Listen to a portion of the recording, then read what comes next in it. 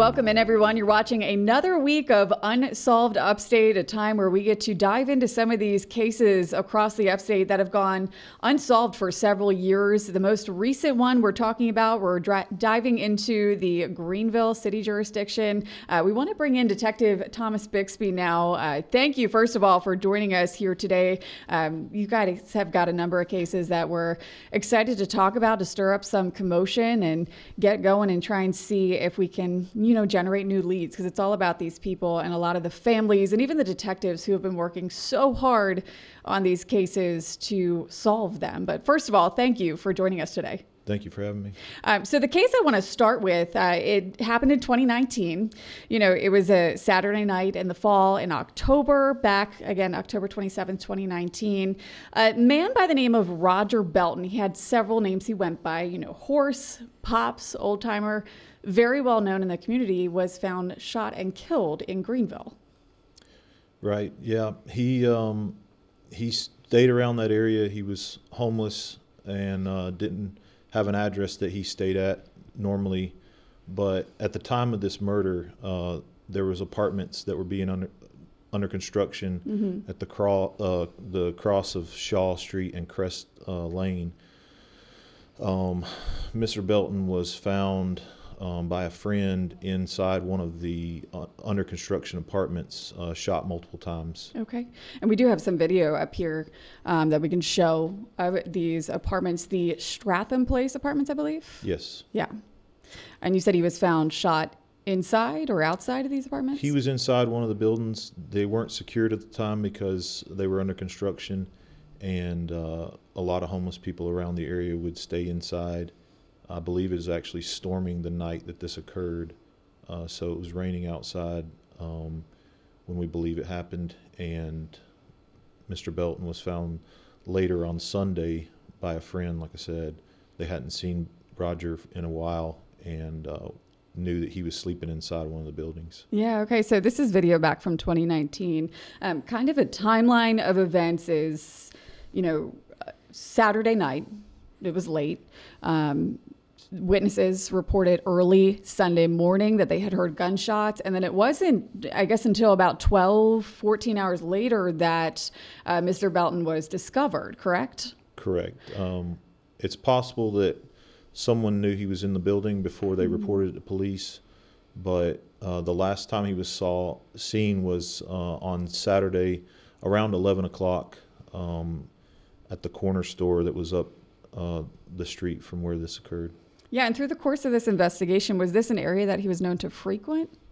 Yes, Roger stayed in that area. He didn't, like I said, he didn't have an address that he's as a home, he was homeless. Sure.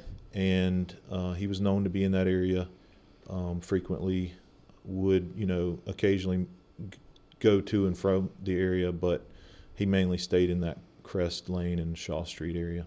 Yeah, and I want to pull up some more video of back in 2019. You can see some of the cruisers and everything, people walking around. Now, Mr. Belton, he went around with a walker, and you guys believe somebody is out there that knows something about this case. Yes, I strongly believe that someone has information that will help us lead to an arrest of who killed Roger Belton. Okay, and what exactly stands out to you most about this particular case? You've been with the department for 10 years, I believe you said, investigating. That's correct. And this case in particular, is there anything that stands out, really? Well, there were a lot of people in that area. Like you said earlier, there were some witnesses that possibly heard gunshots when it occurred. And we know that somebody out there has information. Roger didn't deserve this, and whoever did it needs to face justice. So that's our goal here, is to get the answers and have whoever killed him face justice. Yeah, and this is a picture of Roger Belton. He was 55 years old at the time of his death, very well known in the community. Again, he went by Horse, he went by Pops. You can see a very infectious smile there. He went by Old Timer. The community, obviously, somebody knows something. There were people that reported they heard gunshots, and then a friend found him hours later. When you talk about this type of a case, it's very challenging. How has it been? Has there family that has stayed in close connection with you guys over the years?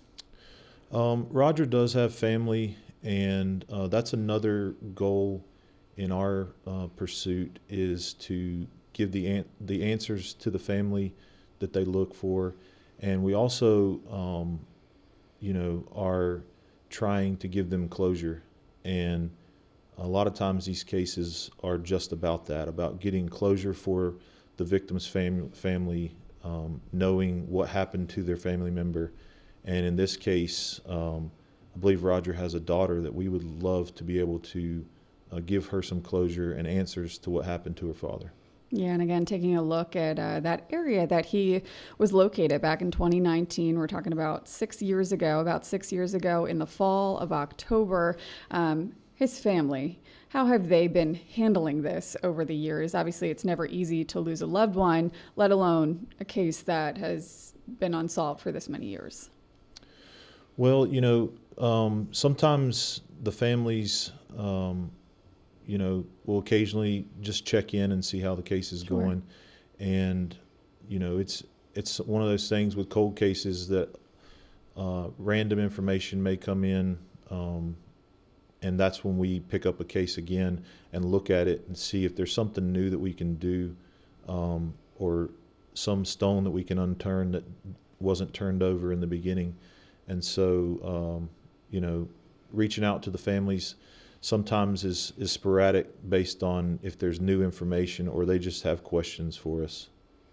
Yeah, and through the investigative process, has there been anything notable with this case? Have there been, obviously you can't disclose much of the investigation, but have there been any notable persons of interest or tips that may have gotten you a little bit closer to finding out what really happened to Mr. Belton? No, in this case, particularly, we had a potential witness that we believed she would have been able to provide us a lot of information, but unfortunately, she has since died. And I don't think she's the only witness to this case. I think that there are other witnesses, other people who may know who did this, and should hopefully come forward. Yeah, as an investigator, how frustrating is that to make it so far and then almost feel like you're back at square one?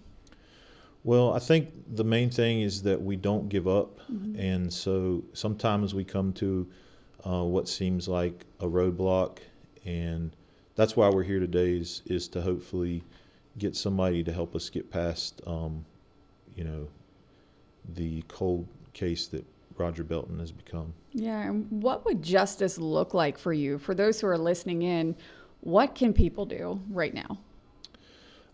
If anybody has information about Roger Belton's death, we ask that they call the Greenville Police Department, or Greenville Crime Stoppers, which is 23 Crime, and just give any information that they may have. Even small information pieces can lead to big information and big discoveries that bring justice. Yeah, we've talked about it in several previous cases that we've highlighted. Sometimes people don't understand that, hey, maybe I saw somebody running in this direction that night. They didn't think anything of it. Or maybe I heard a commotion, or just the smallest piece of information can really help make or break some of these cases, and just Absolutely. be that little driving piece that you guys need as investigators to the puzzle piece, essentially. If there was a vehicle that they saw, or just anything would be helpful, especially if they haven't spoke to police. Yeah. At this point. We're asking people to come forward. Yeah, and people can do it anonymously too. Correct. Which I think is a really big thing in this community, because not everyone, but there are people who have conversations with other people. They may not have committed the crime, but they might have reached out to someone and said, hey, I committed X, Y, and Z. Right. Those people are still responsible too. But they also can reach out and say something about it. Right. And how important is that? Even the other aspect of if someone spoke to somebody else about this crime. I mean, it can definitely lead to solving these cases when someone has heard something from somebody, maybe the person that committed this crime, or maybe they heard from someone else. It might lead us down the path to finding justice. Yeah. And in closing, how would you describe Mr. Roger Belton? Obviously, he's got an infectious smile. You see him there on the screen. But for anybody listening in, looking at his photo right now, listening to you as an investigator, why should people help? And why should they call in and give any information that they may know? Well, I'm a strong believer that no matter what somebody's circumstance in life, a victim of a crime like this doesn't deserve it. And anybody that is shot multiple times needs justice sought for them. That's one of the main things that we do and that I drive is the victims in the case, especially the ones that can't speak for themselves here. Yeah, and that is definitely the case here. Again, another look at the area that he was shot and killed in. Roger Belton, 55 years old at the time, back in October the 27th of 2019. So several years have gone by. Several leads have come in. They've maybe led to dead ends. They might have progressed you forward, but obviously somebody is out there that knows something, maybe friends, maybe family of people who may have been involved. So we really want to try and stir up some conversation and figure out what happened to Mr. Belton. Again, somebody knows something. It might be you. The case may be unsolved, but there are people that have been left behind, family members that need closure, detectives that have been working around the clock like yourself, Detective Bixby out here, and they are working and obviously will not stop until you guys find the answers. Absolutely. All right. Well, Detective Bixby, thank you for joining us here. And we're going to take a short break and be back with more after this.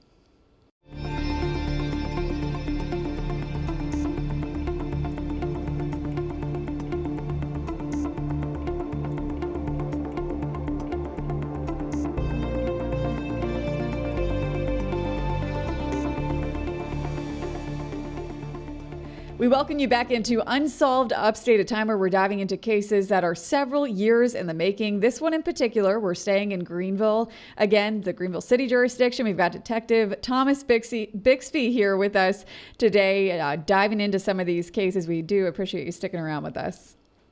Oh, yeah. So this one that we want to talk about next, 47 years of unanswered questions. Many family members, detectives have had, people in the community. Chester Miller, a 60-year-old, was killed at a convenience store in Greenville. Can you walk me through what we know up until this point about this particular case? So this homicide occurred back in August 19th of 1978. Mr. Miller was an employee working at the Caper House convenience store, which is located on East Ferris Road near 291 or Pleasantburg Drive.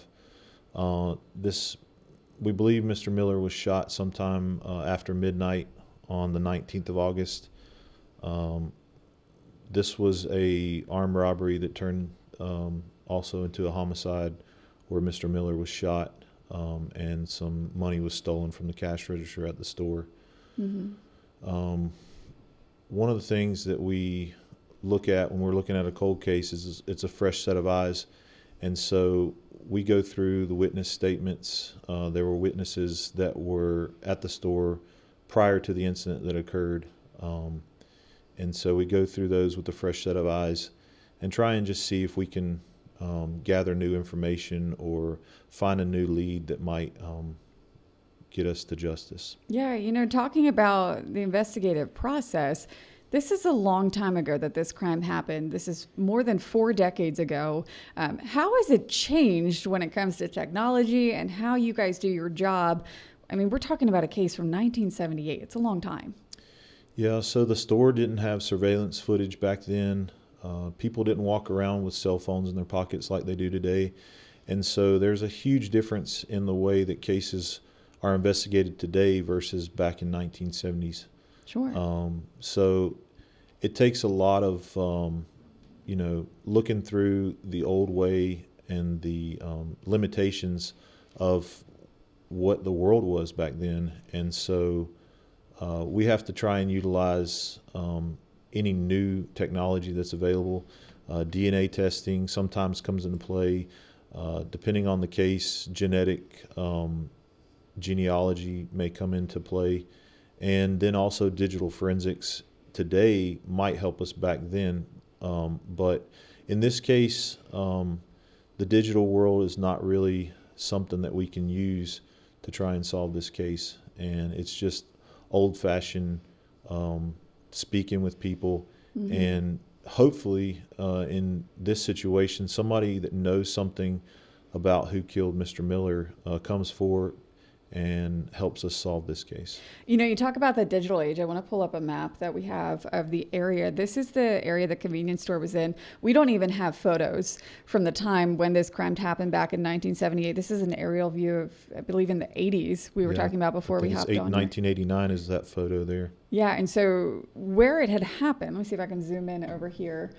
This convenience store was located in about this general area. There is the college also around here as well. Right. So down on the bottom part of the photograph is Greenville Tech. Basically right across the street. You'll see the large lot on the corner there. And then there's a little white area on the map. If you'll zoom in, mm-hmm. That's where the Caper House was located. It's still a gas station today, and I don't know if you want to show the photo from today, sure. But the overhead of today, it's a BP gas station still. But back then, we didn't have the technology of today. Yeah, and it's so interesting because this is more up to date. So 2025, this is what we're looking at right now of the area that Mr. Chester Miller was found dead in, that gas station. And if we take you down, give me 1 second, I'll pull it up here. This is an aerial view from today. Well, correct. This one was taken back in 2019, but it's more recent compared to back in, 1978 we're talking about. And that's what the store looks like today. Yeah, and it's interesting. And you guys have been out here quite often, obviously investigating with this being an unsolved case. Has it been like this? Has it changed over the years for you guys when you look through this right now? I mean, all of Greenville has changed, but, the outside of the store looks different. They didn't have the roll down locks in front. Yeah, sure. And, even the property next to it's being developed right now, so... To the right or to the left? Right there where you're showing now, okay. To the right. That whole lot there is being developed into something new now. So come on over here. The area is changing a lot, especially in the last 40 years since Mr. Miller was killed.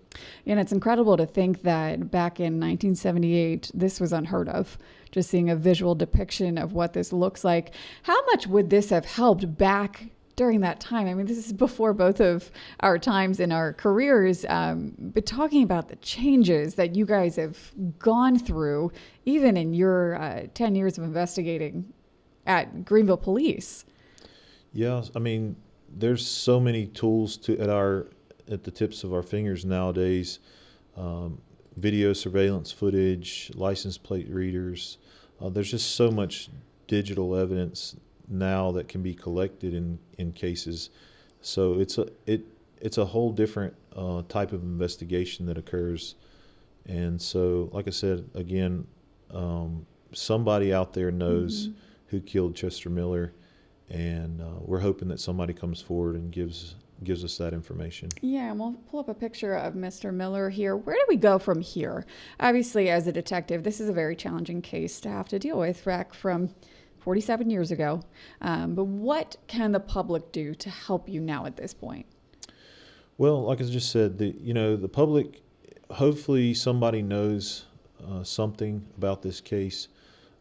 We as investigators go back through the case and try and see if there's something fresh that we can look at that, a new fresh set of eyes might see in the case. And so we just ask the public that if you know something, even if it's something small, say something, please. Yeah, and looking at this face one more time, genuine smile. This was a gentleman that worked at a convenience store, and it appeared that there was a robbery. You did talk about how there was cash missing from the register that he was working at that convenience store. Can we walk through again for our viewers who may just be tuning in, what happened the night of this murder and where, get us back up to speed again. So we know Mr. Miller had taken over the night shift working at the convenience store. So he had started his shift. We know that there were several people in and around the store around midnight. And then we know that at some time after midnight, Mr. Miller was shot, and the witnesses that came and called police found him later. But we know somebody was out there that might have saw something and that may help us out. And we know somebody knows who did this. And we're hoping they come forward and tell us. Do you believe people who know about this crime are still in this community? It's hard to say with cases that are this old whether or not people are still alive or people still live in the area. I'm just hoping that somebody sees this and they want to do the right thing and come forward. And even if the person who did this is watching, I'm hoping that they'll come forward and confess. Yeah, absolutely. And the family over the years, this means a lot for family members as well. I mean, they've had unanswered questions for almost 50 years. Absolutely. Yeah. And moving forward, what else can people do? Obviously, somebody knows something out there, but information. Let's talk about the types of information people can share, because even the smallest piece of information may be that missing puzzle piece for you guys. Yeah, so people can call Greenville County Crime Stoppers and report anonymously tips to any crime. But we just ask that you either call the Greenville Police directly or 23 Crime, and you can even go online and submit a tip anonymously, and hopefully something will lead to closure in this case. Yeah, absolutely. And again, another look at that area. This is a map from the 80s, so even years after that homicide happened, Mr. Miller found dead at a convenience store after a suspected robbery, and you guys are still investigating. This is still on the tops of your minds at the Greenville Police Department, clearly on families' minds as well, and the community. I'm sure somebody remembers this case back from the 70s, maybe heard it resurface through the media, through police, on social media, anything like that. People can submit tips anonymously as well, correct? Correct. Okay, and how can they do that? Well, they can go on the website for Greenville County Crime Stoppers, or they can call 23 Crime, 864-23 Crime, and submit tips even through the phone call anonymously. All right, let's get those tips stirring up. We definitely want to help you guys out, even if it's just generating new leads. Somebody knows something out there. Obviously, someone is responsible and has been walking the streets since the 70s, right. Maybe weighing on their hearts. Personally, as the human element, I don't know how you can necessarily sleep at night knowing you did that. I know a lot of people often confide in others, so even if it's reaching out and they talk to so-and-so, if that person knows something, coming to you guys, coming to you, Detective Bixby, I know you've been over this case and you've got a team of investigators working around the clock to Absolutely. Do what you guys can to find closure and solve this case of Mr. Chester Miller as well. But we appreciate your time today. We're going to take a short break and we'll be right back after this. Thank you.